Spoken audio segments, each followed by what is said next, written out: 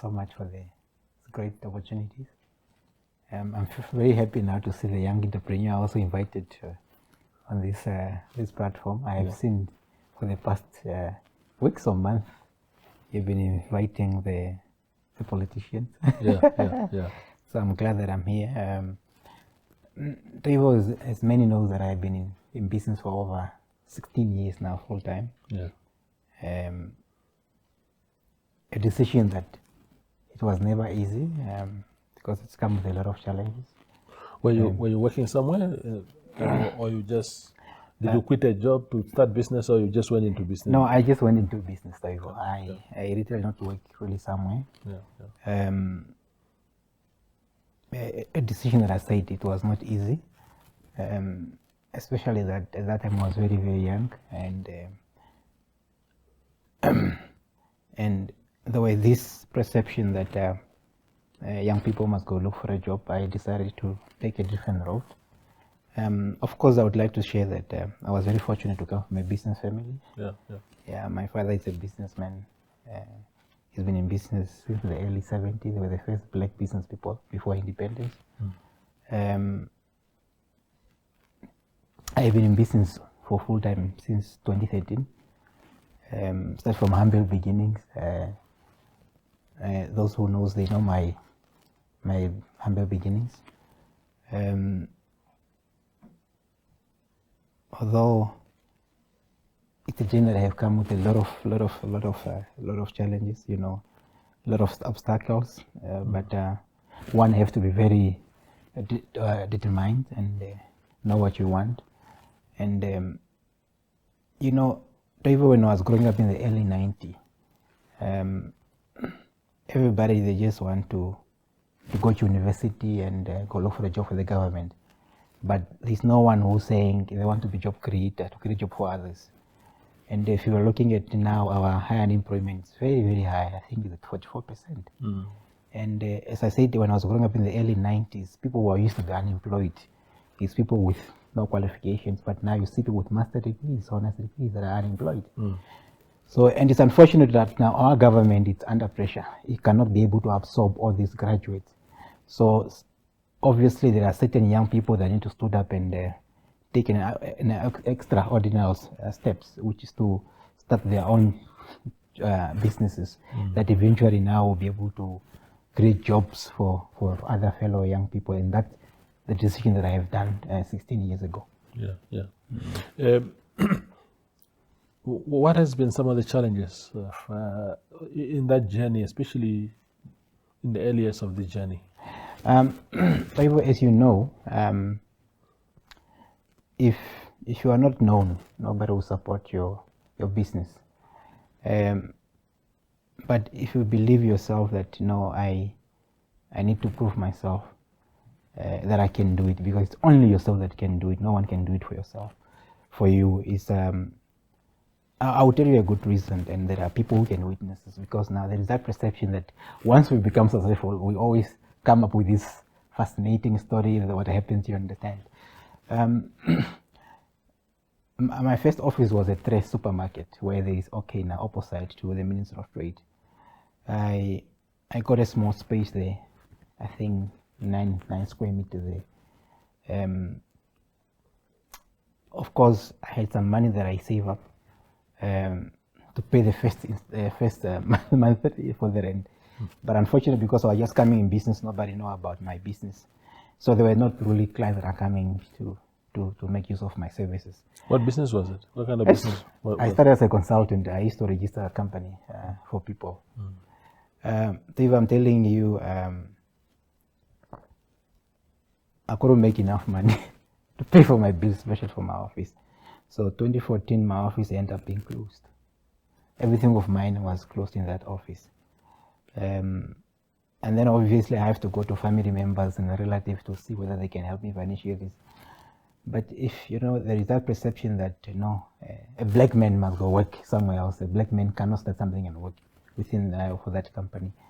So it was very difficult. I remember even ending up selling most of my things, even my cell phone. I sold it and just to pay the the rent so that I can be able to get my things out of the office.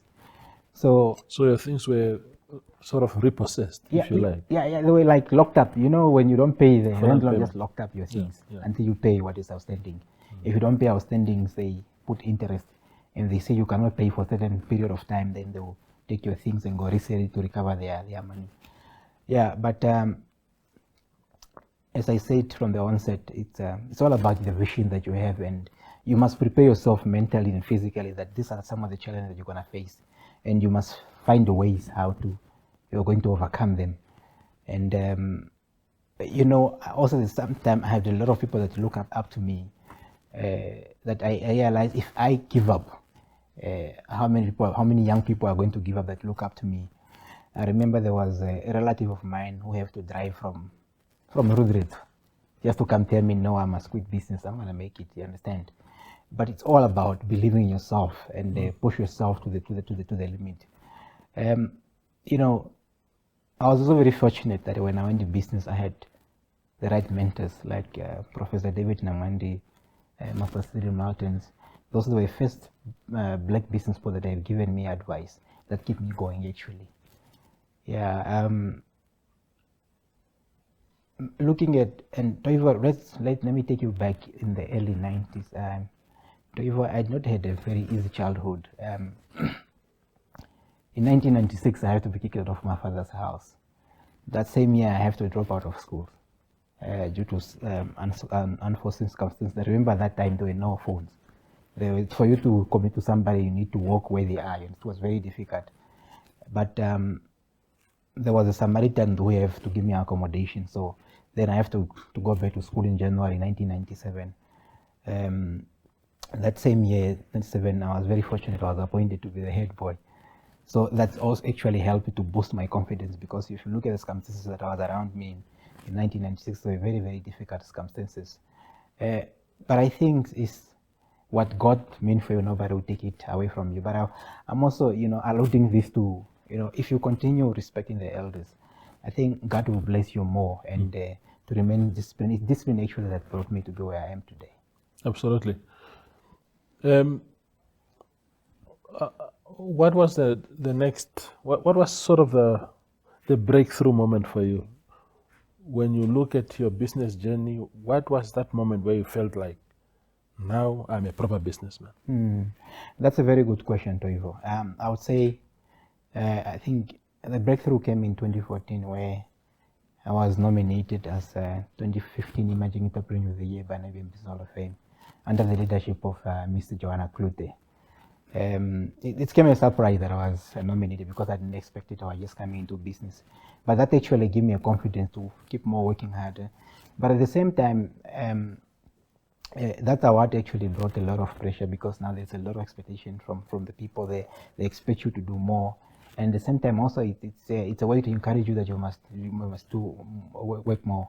I remember I was very fortunate that I was one of the very young people that were selected by the Ministry of Trade and Industry at that time to go attend a training in bookkeeping at a small business at University of Namibia. A course really that helped me why it's important to keep record for your businesses. And I think in 2016, I was also selected as the Radio Energy of Personality of the Week by Radio Energy. That gave me a platform also now to talk about my business, that eventually make people to know about my business. And as a result, I started getting clients and be able to pay my rent and my employees that are working for me.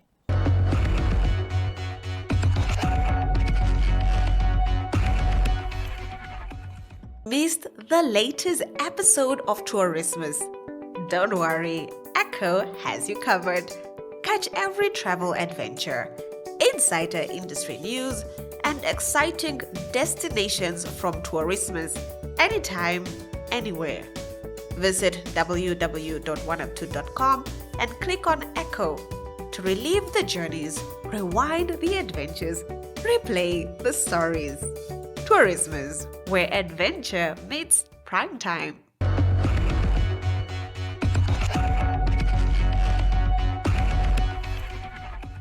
With everything going on in Palestine, Gaza, and the myriads of violations of international law being committed by Israel, we asked our government to start a criminal investigation into possible war crimes committed with a view to take action should they find, well, depending on the findings of the investigation. Okay.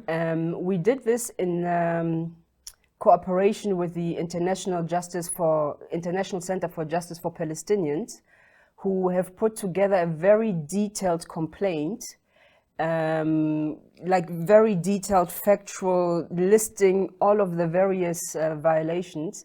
And what we've done is to provide an exposition on the applicable Namibian law that our authorities could rely on in order to start this investigation.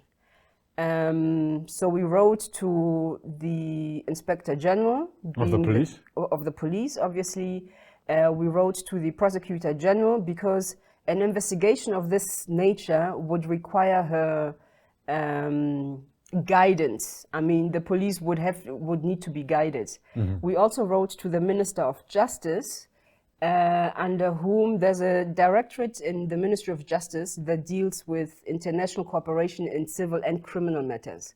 And the individuals in that department would have the necessary expertise to also help guide the police and to connect with other countries in order to obtain information. So just to recap what you've just told us, we do have the law that says we can do this.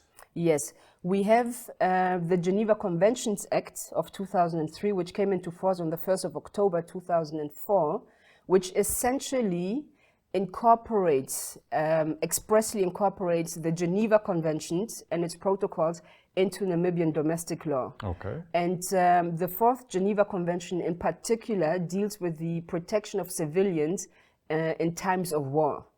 And when you have regard at what is happening or what Israel is actually doing to Palestinians, asking the population to move back and forth, basically displacing them from one place to another, the mass killings, the killings of journalists, medical workers, aid workers, the complete destruction of all hospitals which have protected status, schools, churches, you name it, the starvation, deprivation of food, all of those actions are prohibited specifically under the Geneva Conventions, in particular the Fourth Geneva Conventions. Okay, okay. And what is important to note, because someone might ask, yeah, but all of that is happening in Palestine, where does Namibia come in?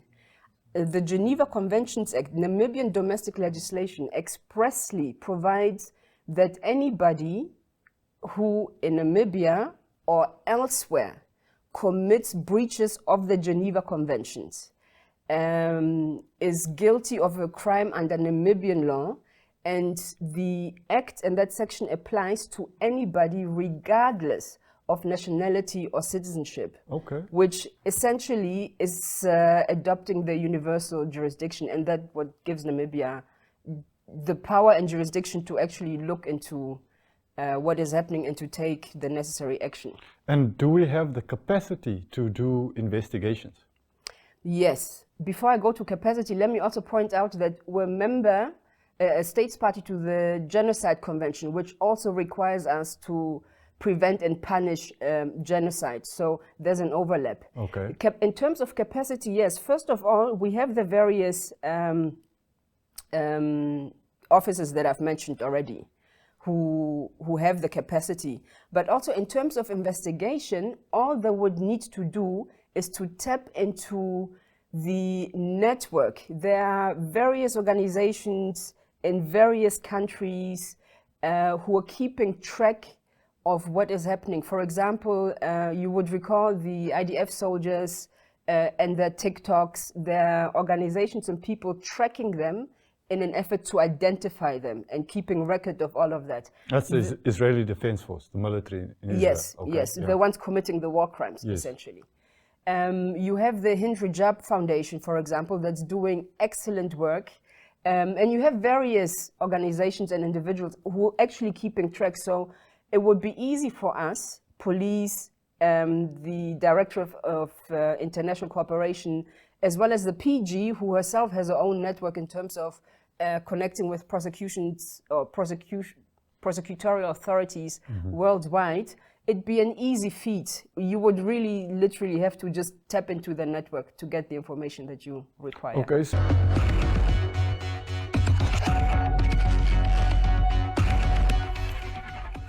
Namcoin is a BEP20 token, which is on the BNB chain. So that's a blockchain. So basically, it's a digital asset.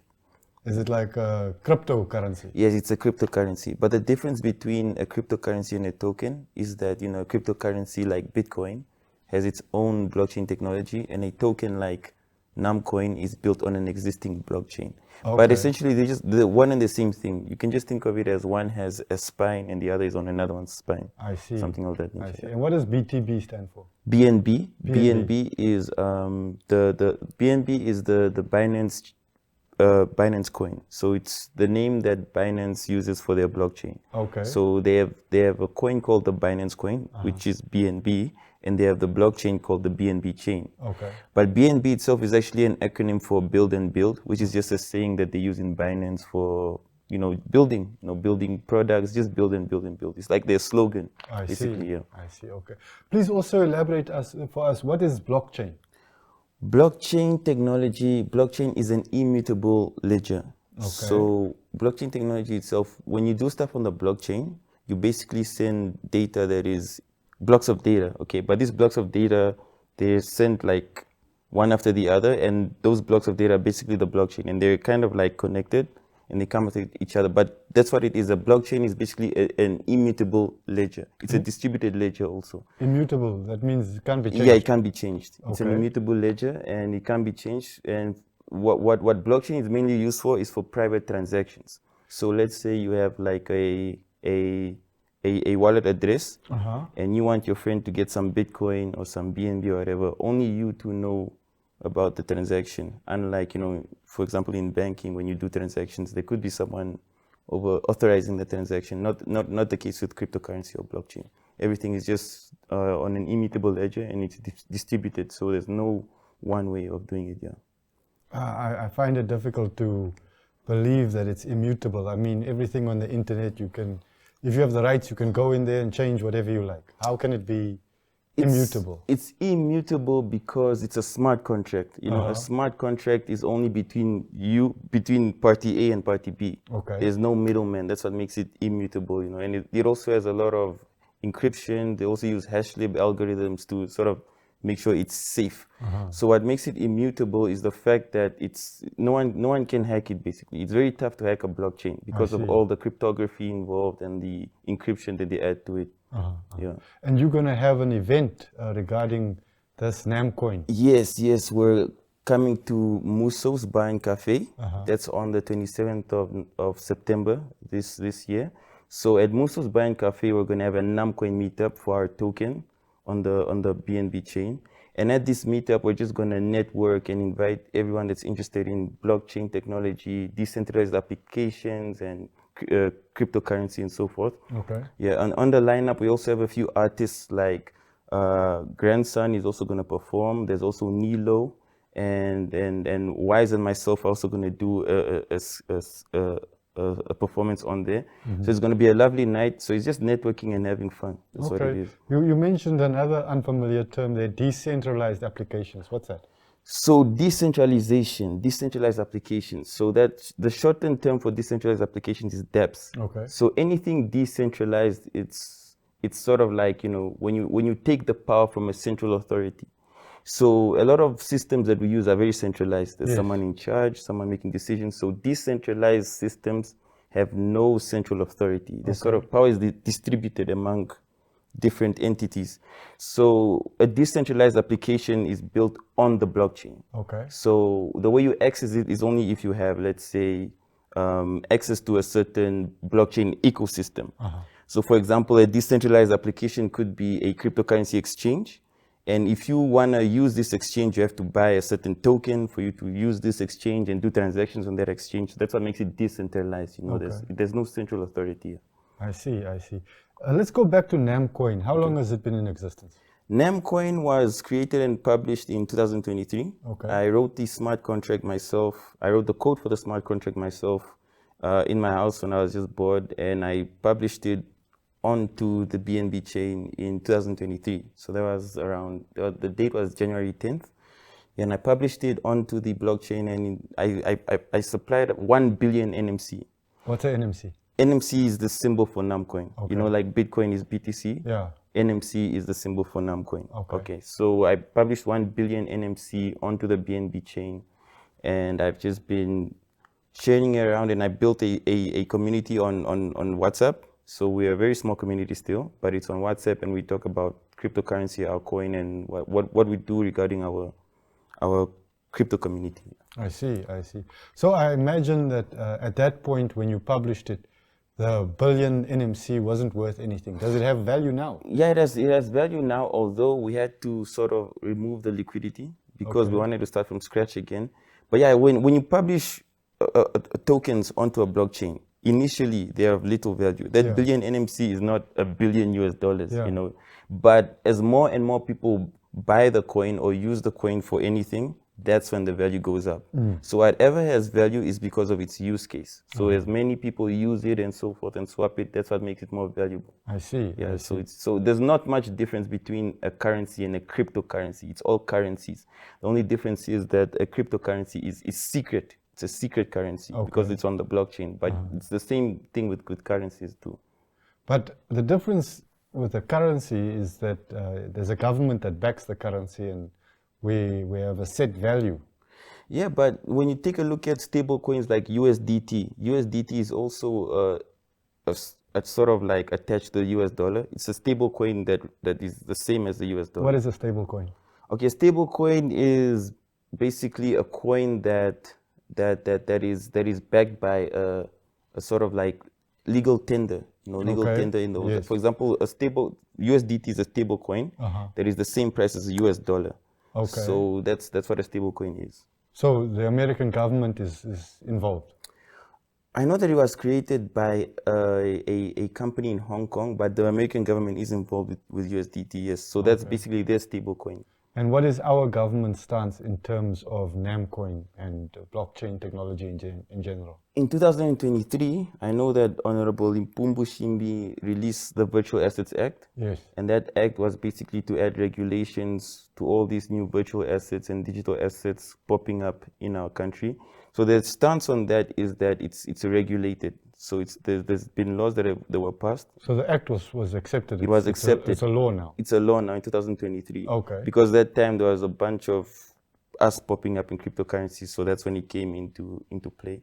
So yeah, the regulations have been passed, and what you have to do is before you can go on to your before you can start your project or anything, you first have to go through the process of the Virtual Assets Act and comply with Bank of Namibia.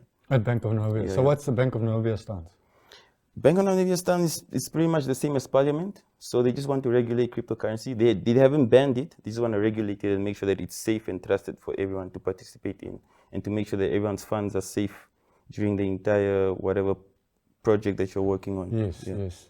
Safety of funds is very important, especially for us here in Namibia, most of us who don't have many or much funds. Yeah. But what I'm interested in is something you mentioned about use case. Yes. Is there currently a use case for Namcoin? Yes, there is a use case for Namcoin. Okay, what can I use it for? What you can use it for is you can use it as tokenized equity. So it will represent the equity that you have in Shikwambi Technology CC. Okay. So if you own a lot of Namcoin, that represents how much equity you own in our business. So the term for it is actually tokenized equity or tokenized shares. So basically that's how it can be used. So it represents the shares or the equity that you own in our business. Our business. So you have partners? Yes, I do have a partner. Yeah. Okay. Do you have any employees? Yes, I do. Okay. I do. So there's an office somewhere? Yeah, we are located in Northern Industrial, Kudu Gas Street. Yeah. Okay. And what do your employees do every day? Well, right now, one of my employees is actually out. He's at a wedding. But what we do every day is, right now we're busy with the event that's happening on the 27th of September. But usually we're just working on marketing material, content that we show on the group, more or less communicating with people about our project, scheduling meetings. So that's what we do here.